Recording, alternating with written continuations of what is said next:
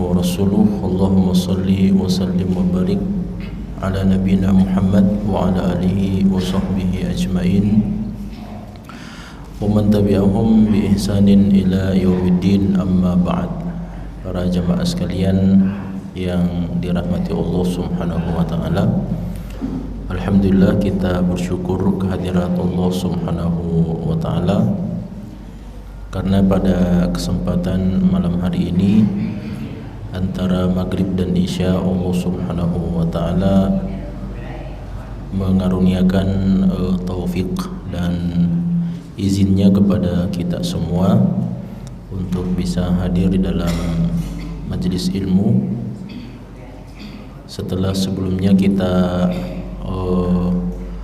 off-kan sementara ya kajian rutin kita ini dan kajian-kajian yang lainnya sehubungan dengan masuknya bulan suci Ramadan dan ibadah-ibadah yang tentu saja kita telah maksimalkan di dalam bulan Ramadan, dan mudah-mudahan setelah selesai bulan suci Ramadan ini kita membawa bekal yang banyak untuk menghadapi 11 bulan berikutnya.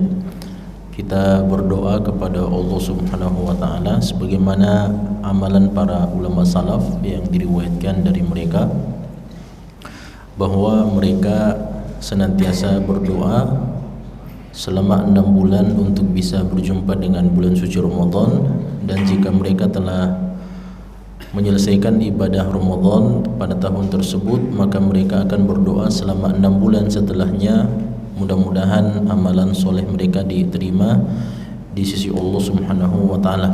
Kita juga begitu jamaah sekalian, dan mungkin itu rahasianya mengapa Allah Subhanahu wa taala memasukkan salah satu ayat di dalam rentetan ayat-ayat tentang ibadah puasa di dalam surat Al-Baqarah. Allah memasukkan atau menyisipkan ayat tentang doa kepada Allah Subhanahu wa taala, wa idza sa'alaka ibadi anni fa inni qarib ujibu da'watad da'i idza da'an falyastajibu li wal yu'minu bi la'allahum yarshudun. Supaya kita banyak-banyak berdoa, bukan hanya pada saat kita beribadah puasa, namun termasuk setelah kita menjalankan kewajiban. Karena para ulama kita menyebutkan bahwa di antara tempat, di antara waktu yang diharapkan sangat besar kemungkinannya doa kita diijabah oleh Allah SWT adalah setelah selesai kita beribadah, setelah selesai melaksanakan ketaatan dan amal soleh. Nah, itu makanya di dalam Al-Quran surat Al-Baqarah ayat 200 dan 201, di situ disebutkan Allah mengatakan, fa idza qadaitum manasikakum fadhkurullaha kadzikrikum aba'akum aw ashadda dzikra faminan nasi may yaqulu rabbana atina fid dunya wa ma lahu fil akhirati min khalaq.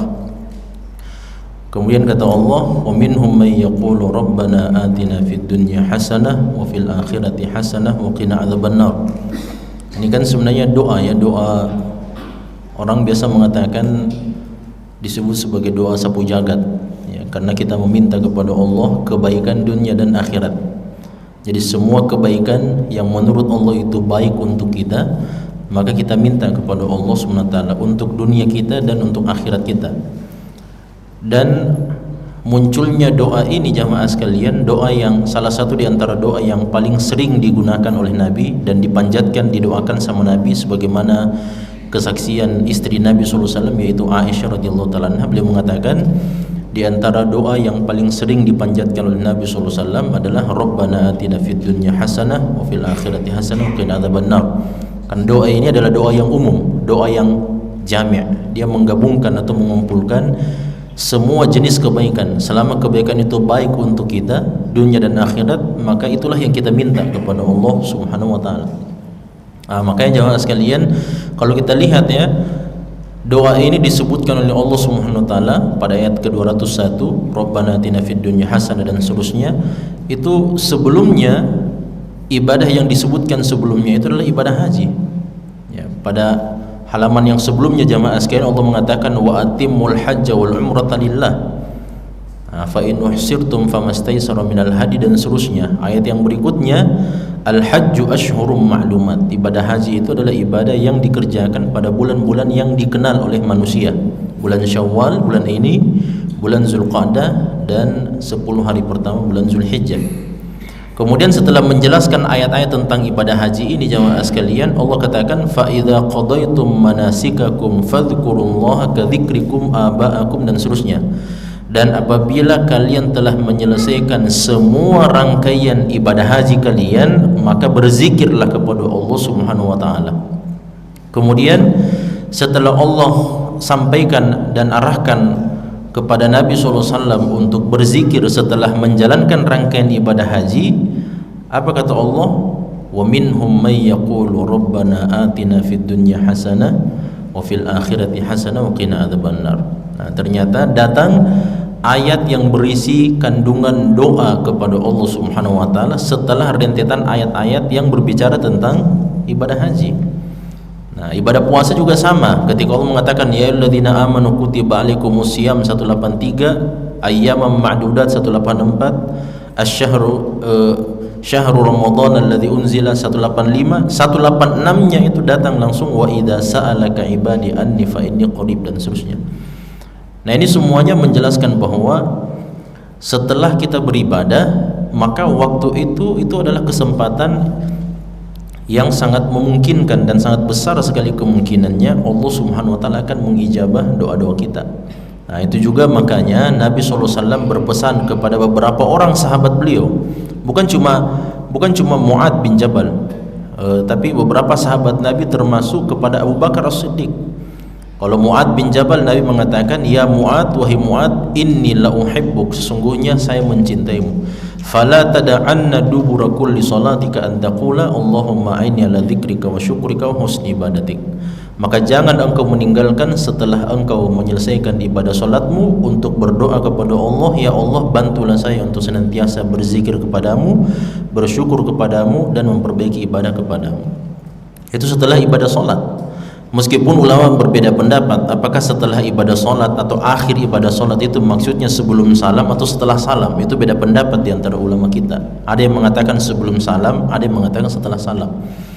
Kemudian Abu Bakar As-Siddiq, ini Abu Bakar As-Siddiq, beliau pernah datang kepada Nabi SAW, ya Rasulullah, ajarkan kepada saya doa atau zikir untuk saya baca beristighfar kepada Allah SWT, beristighfar kepada Allah. Abu Bakar As-Siddiq radhiyallahu ta'ala anhu. Maka Nabi SAW mengatakan, bacalah setiap kali akhir ibadah salatmu, Allahumma inni zalamtu nafsi zulman katsira wa la yaghfiru dzunuba illa anta faghfir li maghfiratan min indik innaka antal ghafurur rahim. Faghfir li maghfiratan min indik warhamni innaka antal ghafurur rahim. Nah, jadi jamaah sekalian, setelah selesai beribadah ini adalah momen, dia adalah waktu yang mustajab. Kita banyak berdoa kepada Allah Subhanahu wa taala. Mudah-mudahan Allah Subhanahu wa taala menerima semua amal soleh dan ibadah ketaatan kita selama bulan suci Ramadan.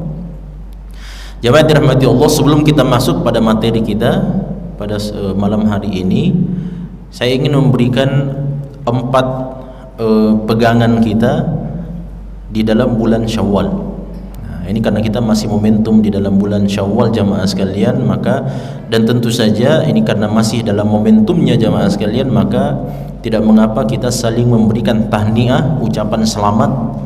Taqabbalallahu minna wa minkum shalihal a'mal kullu amin wa antum bi khair. Semoga Allah menerima seluruh amal soleh ibadah kita, dan semoga Allah Subhanahu wa taala memberikan kebaikan kepada kita semua setiap tahunnya dalam kondisi kita beriman, sehat walafiat, dan mendapatkan karunia keutamaan dari Allah SWT. Jamaah yang dirahmati Allah SWT, bulan Syawal itu bulan yang ke-10. Disebut sebagai bulan Syawal, sebenarnya ada pandangan dari sebagian ulama yang mengatakan Syawal itu sebelumnya disebut dengan nama Wagil. Jadi sebelum ada muncul nama Syawal, maka nama yang paling pertama dikenal oleh orang-orang dahulu disebut sebagai Wagil. Ketika datang bangsa Arab, berkumpul bangsa Arab di Mekah jamaah sekalian, 3 orang Arab atau 3 kabilah besar Arab yang datang sebagian dari negeri Yaman dan seterusnya, maka dikenallah nama-nama dari bulan-bulan yang kita ketahui sekarang ini. Ada Muharram, ada Safar, Rabiul Awal, Rabiul Akhir. Salah satu di antaranya bulan yang ke-10 yaitu bulan Syawal. Syawal itu artinya apa jamaah sekalian? Orang Arab mengatakan syawalat al-aqrab. Jadi kalajengking itu menaikkan ekornya. Kenapa dikatakan Syawal itu bermakna naik? Karena seharusnya ada peningkatan keimanan dan ketakwaan dari orang-orang beriman setelah melaksanakan ibadah di dalam bulan suci Ramadan. Harusnya meningkat keimanan, harusnya meningkat ketakwaan kepada Allah Subhanahu wa taala. Maka ini pegangan yang pertama.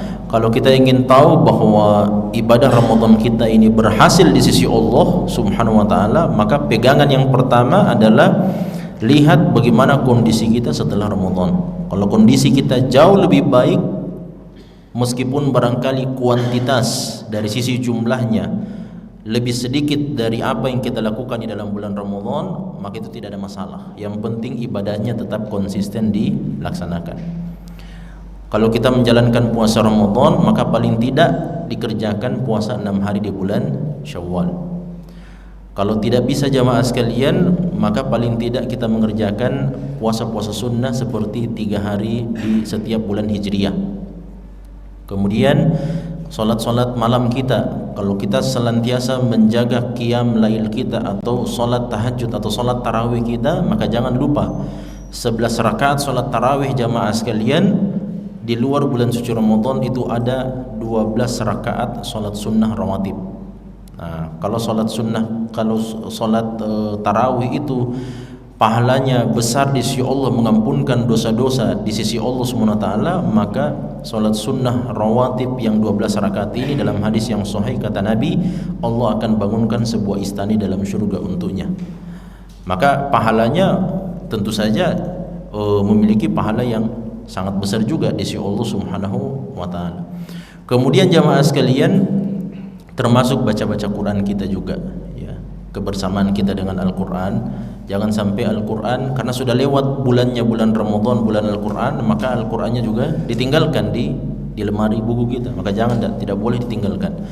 Maka tetap paling minimal jamaah sekalian, satu hari paling minimal ada 1 halaman yang kita baca, 1 lembar kita baca, lebih dari itu atau kurang. Yang penting jangan sampai 1 hari kita tidak melihat mushaf Al-Qur'an. Kemudian jamaah sekalian, selain dari itu termasuk juga infak, sedekah-sedekah kita. Karena ini barangkali amalan-amalan yang sering kita lakukan di dalam bulan suci Ramadan, maka ini juga tetap dijaga. Kemudian yang kedua jamaah sekalian, Syawal itu juga dikenal sebagai bulan apa? Bulan pernikahan. Syawal dikenal sebagai bulan pernikahan. Mengapa? Karena memang ada dasarnya Nabi Muhammad SAW ingin membatalkan keyakinan orang-orang Arab jahiliyah dahulu. Orang Arab jahiliyah dahulu jamaah sekalian, kalau ada yang punya unta jantan dan unta betina mau dikawinkan pada bulan yang ke-10 bulan Syawal, maka unta betinanya akan menolak. Kalau menolak unta betinanya, maka mereka akan mengatakan syalatil ibil. Syalat al-ibil. Apa artinya syalat al-ibil? Unta betina saya tidak mau dikawinkan. Nah, makanya orang-orang Arab jamaah sekalian menganggap bulan yang ke-10 itu bulan Syawal sebagai bulan apa? Bulan sial. Tidak mau mereka kawinkan anak-anak mereka, karena mereka beranggapan unta saja tidak mau kawin, apalagi manusia, harusnya tidak boleh. Nah, itu anggap, makanya datang Nabi Muhammad, datang agama Islam, Nabi Muhammad batalkan itu. Hadis yang sahih riwayat Aisyah mengatakan tazawwajani Nabi sallallahu alaihi wasallam fi Syawal wa bana bi awwala marratin fi Syawal. Kata Aisyah, Nabi Muhammad menikahi saya di dalam bulan Syawal, dan pertama kali saya malam pertama dengan Nabi di bulan Syawal juga. Nah, jelas ya. Makanya memang ada anjurannya jamaah sekalian. Makanya kalau kita lihat itu berjejer di rumah kita undangan di bulan Syawal, itu memang karena ada alasannya. Cuman orang datang memberikan undangan itu ya macam-macam lah alasannya. Mungkin karena ikut-ikutan saja dan sebagainya, atau karena barangkali mengikuti tren, tradisi dan kebiasaan. Tapi ada juga orang yang menikahkan anaknya di bulan Syawal memang karena ingin ittiba kepada Nabi. Itu berpahala itu. Karena Nabi SAW menikahi sebagian istri-istri Nabi, bukan cuma Aisyah, sebagian istri beliau Dalam pendapat sebagian ulama kita itu mengatakan Nabi menikahi beberapa istri Nabi SAW termasuk Aisyah di bulan Syawal. Nah, makanya kalau kita niatkan itu, kita punya anak, sepupu, kemenakan dan sebagainya, kita nikahkan, memang diniatkan jamaah sekalian, diniatkan ini, saya memilih bulan Syawal ini untuk mengikuti ajaran Nabi Muhammad SAW. Nah, kemudian jamaah sekalian, itu poin yang kedua. Poin yang ketiga jamaah sekalian, bulan Syawal ini adalah bulan yang pertama dari bulan ibadah haji. Dalam artian, kalau seandainya ada di antara jamaah sekalian yang ditakdirkan oleh Allah akan pergi beribadah haji, maka niatnya dan perjalanannya itu sudah bisa dilaksanakan di bulan Syawal. Sebelum masuknya bulan Syawal, maka itu tidak sah. Saya mau berhaji dan diniatkan mulai dari bulan Ramadan, itu tidak sah. Karena niat itu harus pertama kali dimunculkan ketika kita sudah masuki bulan Syawal. Makanya Allah mengatakan al-hajju ashhurum ma'lumat. Ibadah haji itu adalah ibadah yang dikerjakan di bulan-bulan yang dikenal, yaitu bulan Syawal, bulan Zulqa'dah dan bulan Zulhijjah. Kemudian jamaah sekalian, Syawal ini juga adalah bulan yang yang Rasulullah SAW inginkan supaya kita genapkan ibadah wajib kita di dalam bulan Ramadan, digenapkan dengan berpuasa 6 hari di bulan Syawal. Nah, barangkali semuanya sudah pada tahu, dan mungkin sebagian sudah ada yang menyelesaikan puasa 6 hari Syawalnya. Dan ini salah satu di antara, bahkan ini satu-satunya ibadah puasa yang pahalanya pahala wajib. Kalau puasa sunnah yang lain jamaah sekalian, itu puasanya pahalanya adalah pahala puasa sunnah. Berpuasa pada tanggal 9 Zulhijjah itu pahalanya pahala puasa sunnah. Artinya puasa wajib masih lebih utama dibandingkan puasa sunnah itu. Puasa tanggal 9 atau puasa Arafah. Puasa pada tanggal 10, tanggal 9, 10, 11, puasa Asyura, puasa Tasu'a, puasa sunnah muakkadah. Tapi pahalanya itu pahala puasa sunnah. Puasa wajib masih lebih afdal. Puasa Senin Kamis juga sama. Puasa Ayyamul Bid, Ayyamus Sud, 3 hari setiap bulan Hijriyah dan sebagainya. Puasa Daud, semuanya itu memiliki pahala puasa sunnah. Satu-satunya puasa sunnah yang memberikan pahala wajib adalah puasa 6 hari di bulan Syawal. Karena apa? Nabi mengatakan dalam hadis yang sahih riwayat Muslim, man shoma Ramadan thumma atba'ahu sittan min Syawal kana kasiyamid dahri. Siapa yang puasa Ramadan kemudian berpuasa 6 hari di bulan Syawal setelahnya, maka seakan dia telah berpuasa selama satu tahun. Itu artinya jamaah sekalian, puasa wajib yang kita kerjakan pahalanya adalah pahala kewajiban, maka puasa sunnah yang kita kerjakan 6 hari itu dia diikutkan seperti puasa wajib. Nah, itu untuk menggenapkan rangkaian ibadah wajib kita jamaah sekalian dalam bulan suci Ramadan adalah dengan mengerjakan puasa 6 hari di bulan Syawal. Kita mau kerjakan secara berturut-turut, alhamdulillah kalau bisa, kalau sanggup. Tapi kalau tidak sanggup, terpisah-pisah pun juga bisa, dan alhamdulillah itu juga boleh. Bagi jamaah mungkin ada yang punya uzur, ibu-ibu ada yang punya uzur, keluarga ada yang punya uzur, sakit dan sebagainya, tidak tersisa dari hari-hari di bulan Syawal kecuali beberapa hari terakhir saja, dan masih ada sisa puasanya 1 hari 2 hari, maka sebagian ulama kita memberikan fatwa boleh diqadha di bulan Zulqa'dah karena ada uzurnya.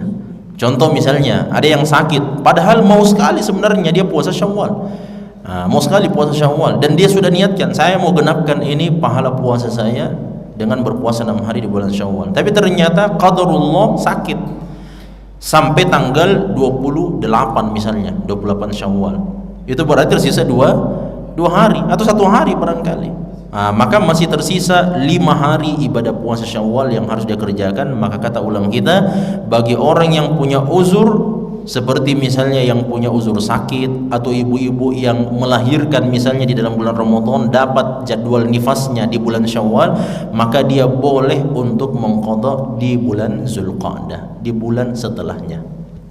Nah, ini jamaah sekalian di antara penjelasan para ulama kita tentang bulan Syawal. Mudah-mudahan Allah mudahkan kita semuanya, kita bisa melewati bulan Syawal ini dengan sebaik-baiknya. Jamaah dirahmati Allah Subhanahu wa taala.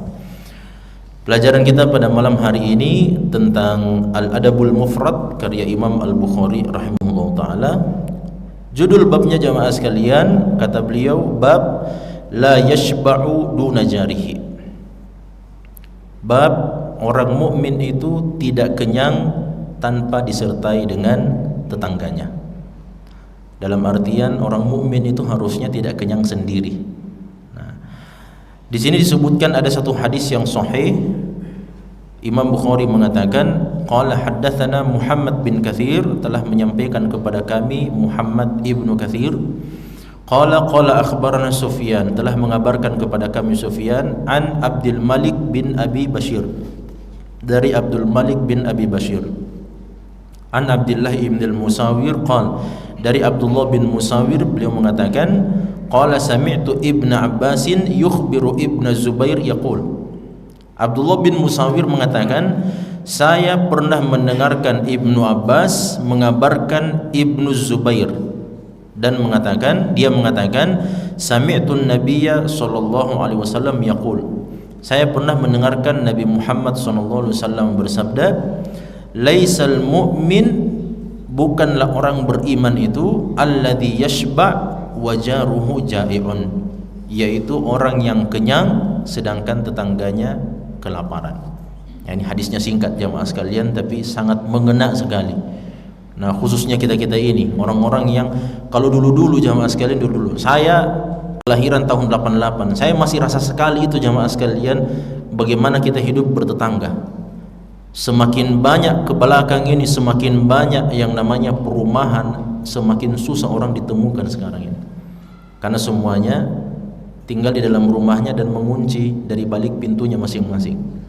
Nah, sampai sebagian, khususnya orang-orang yang tinggal di dalam kompleks perumahan dan sebagainya, itu tidak kenal antara yang satu dengan yang lain. Untung-untung kalau ada masjid di dalam perumahan itu. Kalau ada masjid jamaah sekalian, barangkali mungkin masih bisa bertemu 5 kali dalam sehari semalam. Tapi kalau di luar daripada waktu sholat berjamaah itu bagus juga kalau dia pergi sholat berjamaah.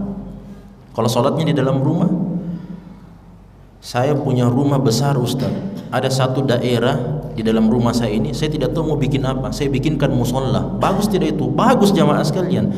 Tapi laki-laki itu sholat musolanya itu adalah tempat sholat sunnahnya, bukan tempat sholat wajibnya.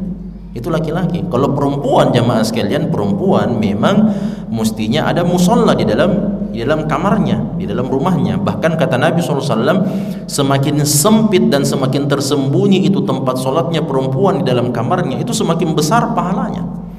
Makanya ada pernah seorang wanita Ansor, dia datang kepada Nabi dan menyampaikan, ya Rasulullah, saya ini mau sekali pergi sholat bersama anda di dalam Masjid Nabawi. Kata Nabi SAW, saya tahu engkau sangat cinta untuk sholat bersama saya. Bayangkan, yang memimpin sholat itu Rasulullah SAW, bukan Pak Imam, bukan imam kita. Yang memimpin sholat adalah Nabi Muhammad SAW, yang diturunkan kepadanya Al-Quran melalui malaikat Jibril alaihissalam. Inilah orang yang paling mulia, yang membacakan kepada para sahabat ayat-ayat Al-Quran.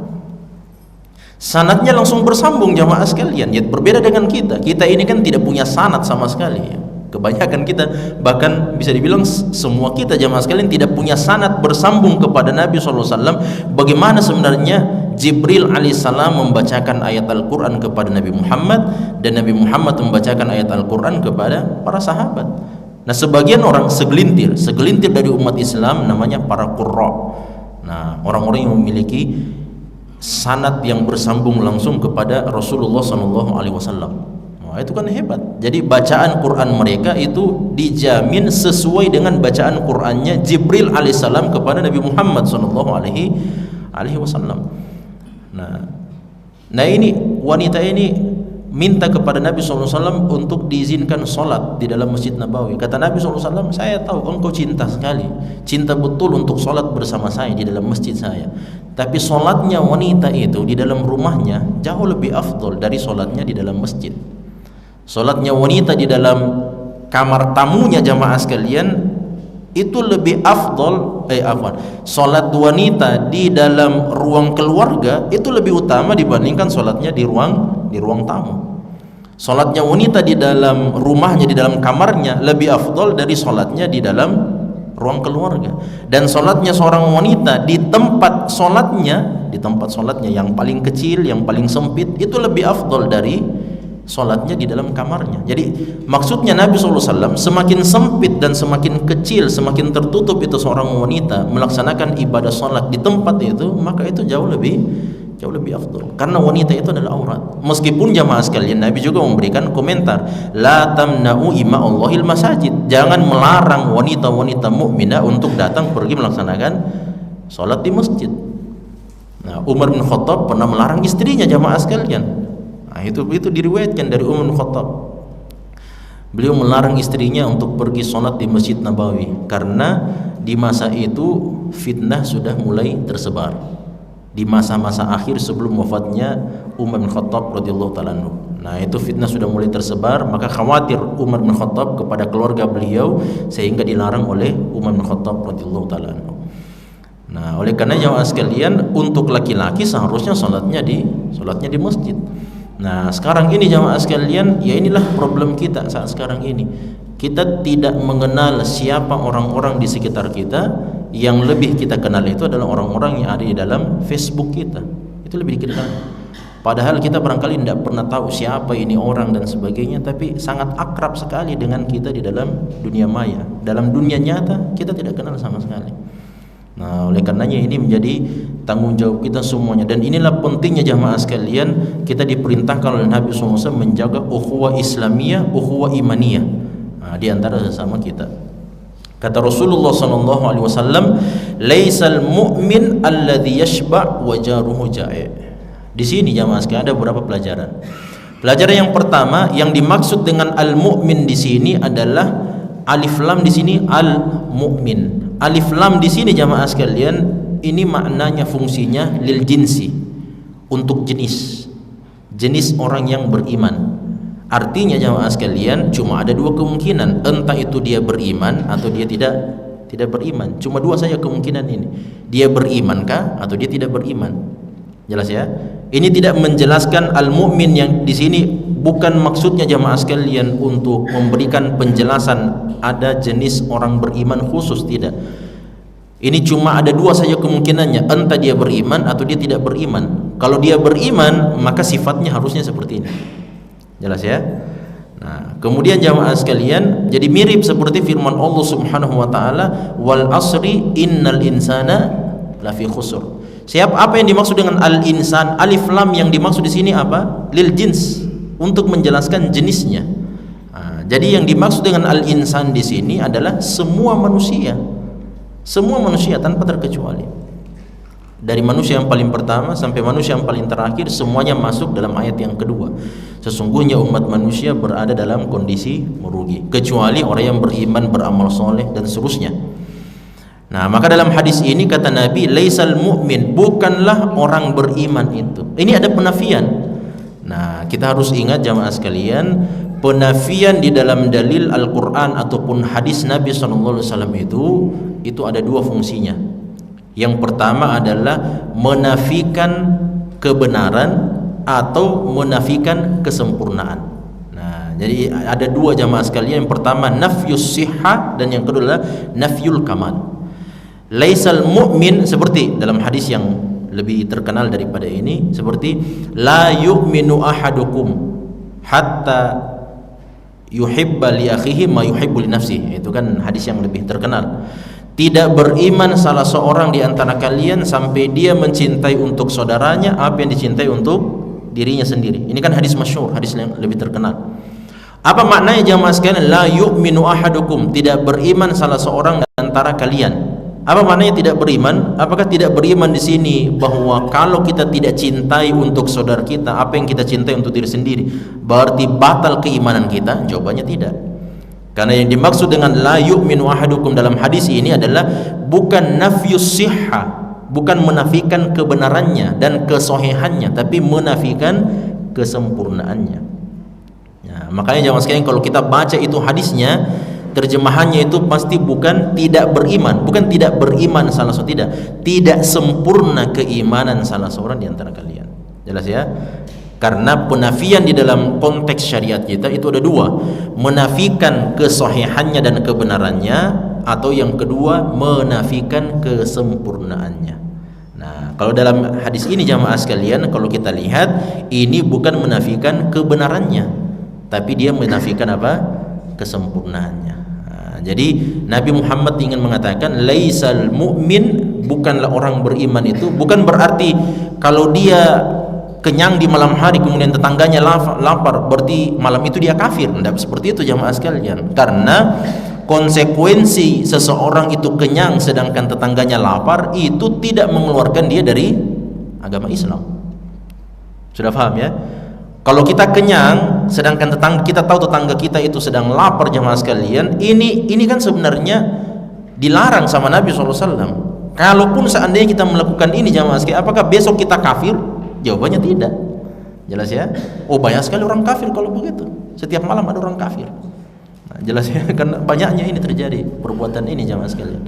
Nah, makanya yang dimaksud di sini laisal mu'min adalah penafian kesempurnaan keimanan seseorang. Laisal mu'min artinya laisal mu'min kamilal iman, bukanlah dia orang beriman yang sempurna keimanannya. Siapa itu jamaah sekalian? Alladzi yashba, yaitu orang mukmin yang kenyang, wajaruhu ja'i', sedangkan tetangganya lapar. Waktu ya. Oh boleh, masih berapa menit? 10 menit ya? Oh iya. Jadi, nah di sini kata Nabi, laisal mu'min alladzi yashba, yaitu orang yang kenyang. Jadi tidak sempurna, ini saya langsung terjemahkan saja ya, terjemahkan yang lebih tepatnya. Jadi tidak sempurna keimanan seorang mukmin kalau dia kenyang sedangkan tetangganya lapar. Apa maknanya jamaah sekalian? Kan susah sekali itu, Ustaz. Bagaimana caranya ini? Bagaimana caranya ini? Kita kenyang, alhamdulillah kita kenyang. Sedangkan kita tidak tahu ini tetangga saya dia makan, kan tidak mungkin kita telepon terus jamaah sekalian. Bagaimana malam ini makan jadi? Atau kita bagaimana ini? Lagi kenyang atau lagi lapar ini? Kalau lagi lapar oh saya kena ini hadis kalau begini. Susah kan begitu. Nah, makanya kata ulama kita, apa maksudnya di sini yashba wajaruhu ja'i'? Nah, apa maknanya jamaah sekalian? Kata ulama kita, huruf waw di sini, waw itu kan artinya dan. Dalam bahasa Arab artinya waw itu artinya dan. Illal ladzina amanu, kecuali orang yang beriman, wa amilus shalih, dan dia beramal soleh, wa tawasaw bil haqqi, dan saling berwasiat dalam kebenaran, wa tawasaw bis sabr, dan saling berwasiat di dalam kesabaran. Jadi waw itu artinya dan. Tapi di sini kata ulama kita, huruf waw di sini jamaah sekalian memiliki fungsi selain untuk lil ataf, untuk menyambung kalimat. Waw di sini juga memiliki fungsi apa? Lil hal, li bayanil hal, untuk menjelaskan kondisi. Nah, apa maksudnya kondisinya jamaah sekalian? Maksudnya kata Nabi SAW, bukanlah orang mukmin itu sempurna keimanannya kalau dia kenyang sedangkan dia tahu bahwa tetangganya sedang lapar. Jelas ya? Jadi keadaannya, kondisinya jemaah sekalian, kapan kondisinya berkurang keimanan kita? Kalau kita kenyang sedangkan tetangga itu lapar, kalau kita tahu tetangga kita sedang lapar. Kita tahu tetangga sebelah rumah kita ini sedang lapar, belum makan seharian jemaah sekalian, sedangkan kita sudah makan 3 kali sehari semalam. Kita tahu keluarga kita, tetangga kita ini lapar, kemudian kita tidak berikan bantuan. Nah, itu dia jemaah sekalian maknanya, bahwa dia ini bukan orang beriman yang sempurna keimanannya. Karena kalau sempurna keimanannya harusnya dia bantu saudaranya. Ta'awun al-birri wat taqwa, saling membantu di dalam kebaikan dan ketakwaan kepada Allah Subhanahu wa taala. Nah, jemaah dirahmati Allah Subhanahu wa taala, tentu ketika kita mencoba membantu saudara-saudara kita, memberi makan kepada mereka dan seterusnya, maka yang menjadi pertanyaan berikutnya adalah bagaimana caranya kita memberikan bantuan itu. Makanya muncul hadis yang berikutnya jamaah sekalian, hadis yang ke-113, babun yukthiru ma'al maraq fayaqsimu fil jiran. Nah, penjelasan tentang dianjurkannya seseorang untuk memperbanyak kuah makanannya untuk dibagi-bagikan kepada tetangga-tetangganya. Nah, makanya di sini disebutkan dari hadis Abu Dzar radhiyallahu taala anhu. Abu Dzar mengatakan, "Awsani khalili Rasulullah sallallahu alaihi wasallam bi thalathin."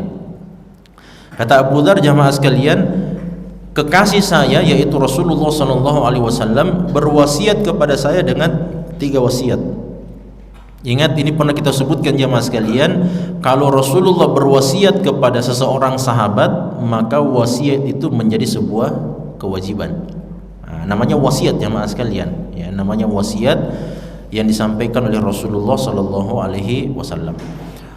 Maka apa 3 wasiat itu? Kata Abu Dzar radhiyallahu taala anhu, yang pertama, asma'u wa uti' walau li 'abdin mujadda'il atraf.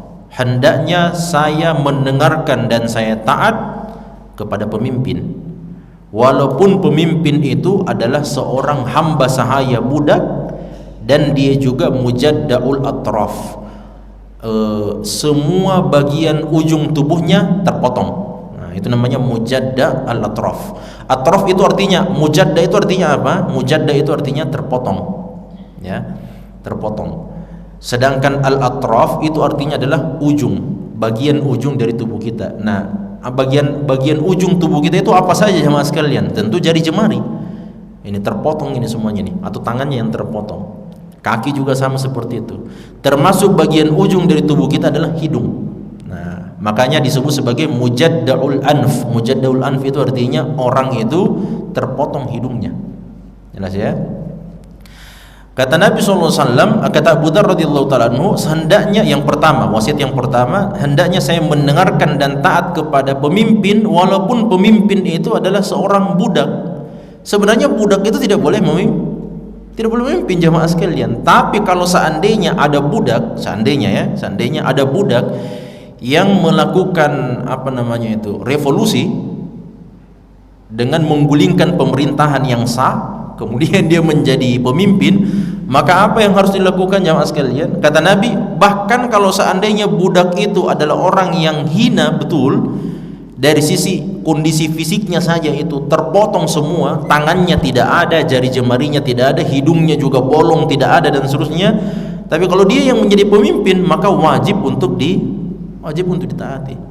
Karena dia adalah pemimpin jamaah sekalian, dan pemimpin itu ya tentu saja kalau dia adalah seorang muslim dan kalau dia tidak menampakkan kekufuran yang jelas.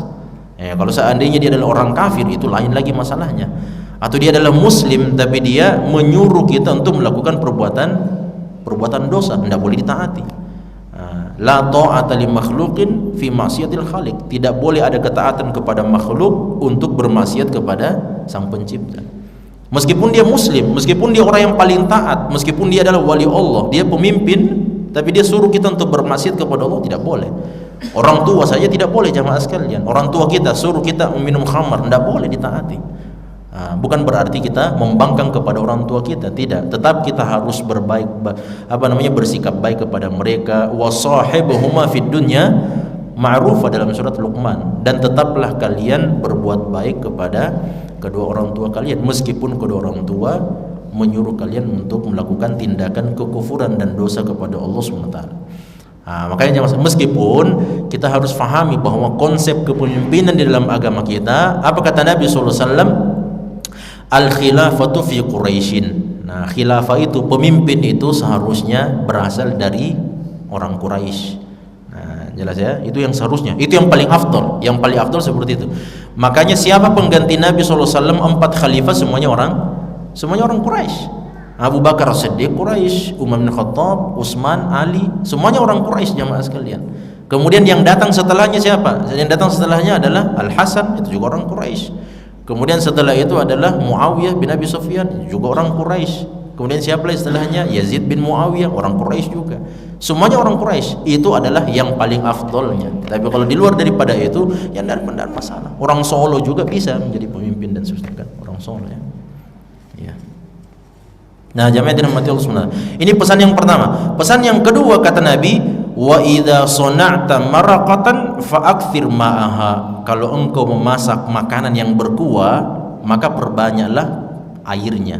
Makanan yang berkuah, contohnya coto, palu basah, konro dan sebagainya. Bukan konro bakar ya, konro dan sebagainya. Pokoknya makanan yang berkuah.